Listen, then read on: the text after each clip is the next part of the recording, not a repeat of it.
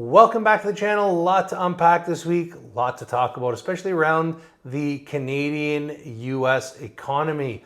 What is happening in the US? How is that impacting fixed rate mortgages here in Canada? Are we going to see fixed rate mortgages drop in Canada in the next little while as a result of what's happening in the US? We'll talk about it this week. We invite you back to the channel. We invite you to subscribe if you have not already subscribed. Hit that notification bell.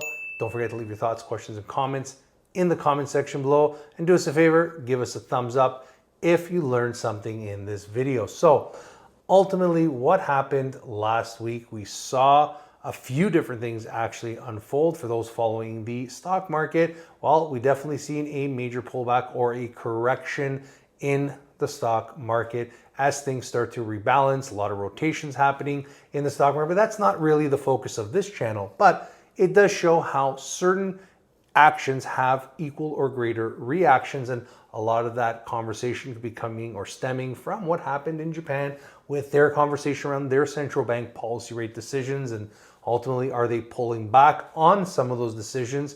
But mostly it's coming from the US Fed, at least from where I'm sitting.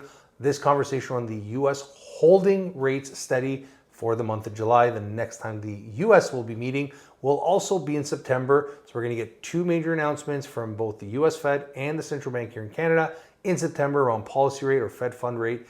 And that's going to move the needle. I think that's a big catalyst. So what sort of was driving these bond yields down, the US Treasury, the 10-year down, was literally the conversation potentially around the US entering into a recession because of the fact that the jobs numbers, the actual unemployment rate had ticked up. So if we take a second, look back at two of these indicators that sort of really sent the markets into pandemonium, was literally the unemployment rate ticked up in the US to 4.3%, something they haven't seen in several years. And then you have the lackluster jobs reports with 114,000 jobs being created, and the markets had expected over 200,000, if I recall correctly. And ultimately, when you see those numbers not align, we see how the US has a dual mandate. Remember, the US actually has a physical dual mandate: bring inflation back down to 2% and maximum unemployment. And when you start to see these numbers come in, the markets looked at it and said, oh, we're entering a recession. The US Fed missed the boat. They should have cut in July. And that literally sent a lot of these movers and shakers in the markets to pandemonium, right? So now we're starting to see the water settle. Things are starting to calm down as, you know, the US really was sort of requested to enter into an emergency rate cut. And I really think that that was maybe overreacting a little bit too much. I do believe that the US does need to cut rates. I do believe that they are going to be cutting in September. I think it is almost certain they will be cutting in September at this particular point in time. Remember, there is still a lot of data that could be coming out for the month of July as we're in August. We have CPI numbers coming out for the month of July on August. And, you know, as the job numbers roll out, ultimately, so does US. US markets are predicting that inflation is slowing. A lot of different sentiments in the US, and ultimately the big recession fears if the US has missed that mark. Just to go back to that, because we do understand that on the way up, right, as the Bank of Canada, central banks, the Fed sort of missed that mark, believed that inflation was transitory. They should have been raising rates aggressively as they started to see the inflation numbers get out of hand, not sort of wait so long and then takes 12 to 18 months for the lag, right, for those impacts to be felt. Remember, now that the Bank of Canada's cut twice, that could take 12 to 18 months for those rate cuts to sort of be felt in the economy, just as it took a long time for us to get the brakes on the economy fully locked up right now. I mean, it's like a moving train, right? Train's going full speed.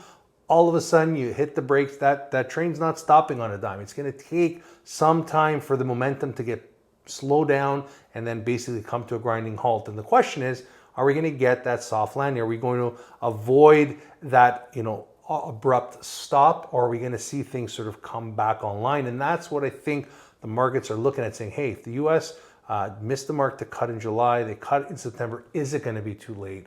Doesn't mean that the central bank is going to have to cut even harder, which means that they might bring back potential quantitative easing.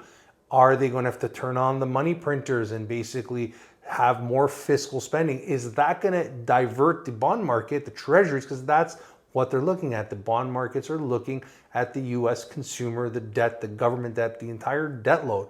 And that's been a big conversation, not only on the other side of the border, but even right here at home. We've heard the central bank, Governor Tiff Macklem, talk about this at great length, how fiscal policy is independent of monetary policy, but it does have a role to play in the counteracting of inflation. So this is literally the conversation. A lot of the job numbers, super important. As we start to see unemployment rate tick up in the US, you can bet your bottom dollar that we're going to see a rate cut, at least in September. The question is, how many rate cuts are we going to see from the US now? If you recall, back in January, it was like supposed to be 6. And now as we run out of time and run out of rate cut announcements, are we going to see 3? Are we going to see 1? Are we going to see 1 or 2 at a larger amount? Is it going to be 0.25%, 0.5%, or more?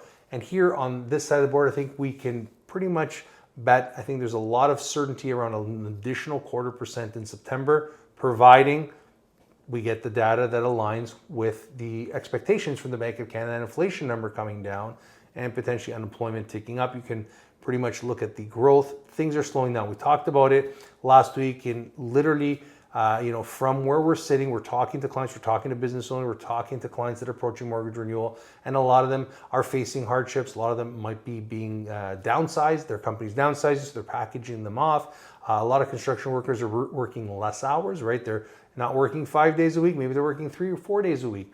Eventually those companies are laying off some of their less senior employees. I mean, this is literally the momentum that we're seeing happening. And we're talking about people that we're talking to. If you take that data and potentially, maybe this is the right or wrong way to look at it, but let's extrapolate that data outwards.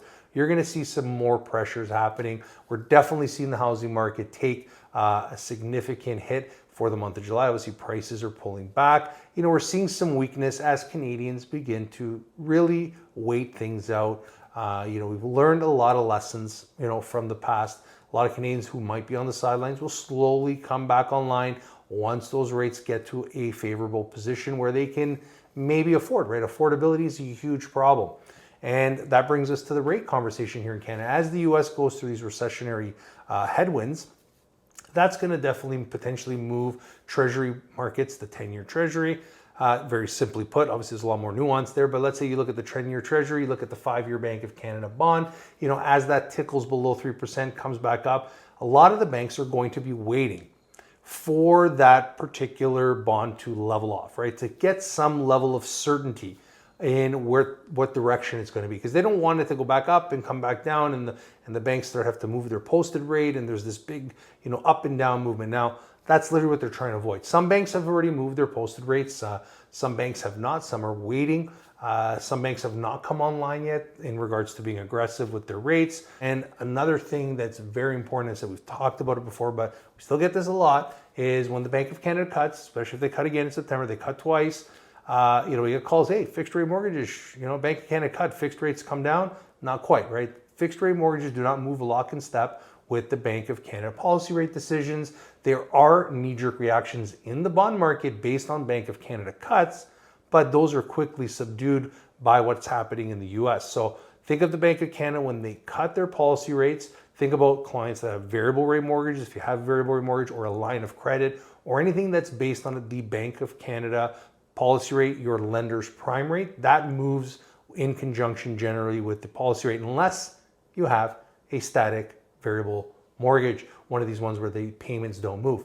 If you have an adjustable rate mortgage, the true variable, then your payments will move at lock and step. And that's another thing we're doing with a lot of clients. Those who want to take on a variable, they're coming to us saying, hey, I need to go to a lender that has the adjustable product. Not every single bank offers that. So understanding those options, understanding those nuances. But literally right now, when we look at the Canadian economy, we look at where things are headed, I really think that if we're going to see fixed rates come down, it's going to be as a result of weakness in the US economy. That could be obviously from recession, US Fed cut, geopolitical tensions.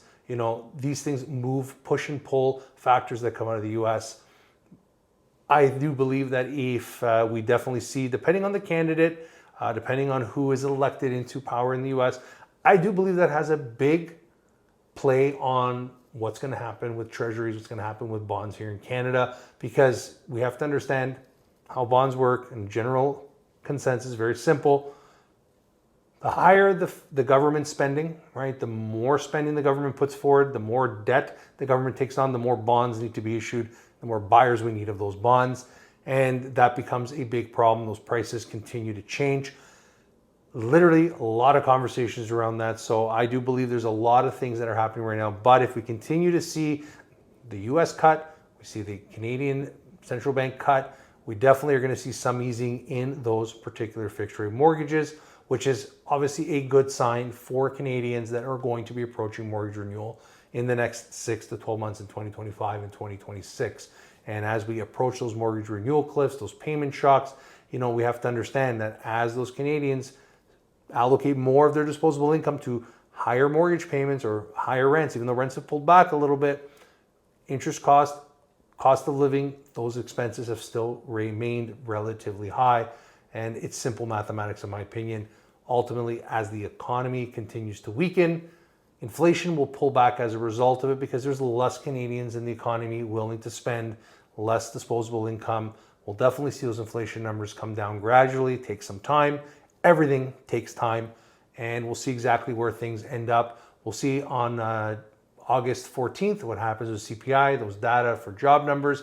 Make sure you're subscribed to the channel so you can stay up to date with what's happening. If you like our opinions, you like our conversation, well, make sure to subscribe to the channel. Hit the like button, leave your comments, thoughts in the comment section below. But until next week, we'll wish you all the best. Have a great week and an even better weekend ahead. Thanks for stopping by.